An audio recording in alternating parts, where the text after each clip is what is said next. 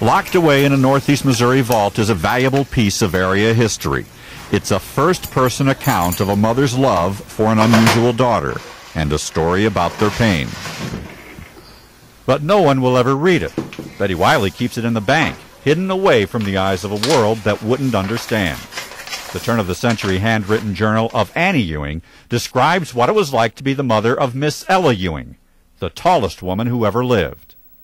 It was a very personal thing on Annie's part, and it was started in 1872, the year that Ella was born. And she carried it through for as long as she lived. She didn't write in it every day, but she wrote in it often with pencil. Thus the life force of Miss Ella Kate Ewing. The owner of the real thing since 1943, Betty keeps a transcript of Annie's journal at home. It continues to inspire. Annie wrote in heartbreaking detail about raising a giant little girl. Ella developed a pituitary gland problem at 7 years old. She grew alarmingly fast until she stood 8 feet 4 inches tall. Every inch was recorded in the journal. So were the inevitable stories of ridicule.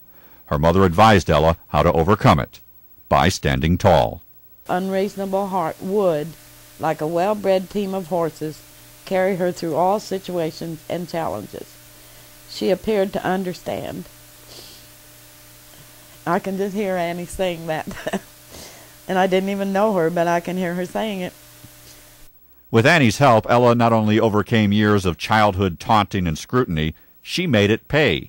She went to work touring with the Ringling Brothers Circus. It cost a dime to look at her, a quarter to shake her hand. She shook enough hands to buy a house back home in Gorin, built to suit her unusual dimensions.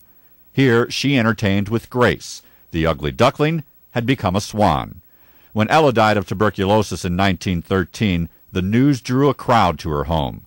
The community that teased her as a child now mourned her loss. They, too, had grown. Betty makes sure Ella's story lives on. Annie's journal so inspired Betty that she wrote her first and so far only book. Our Miss Ella brings Annie's journal to life. But there are things about Ella that we'll never know. Some secrets of the heart were too dear, too intimate to tell. There are too many things that I know that Annie's heart would break if she knew that she and Ben had protected her all of those years.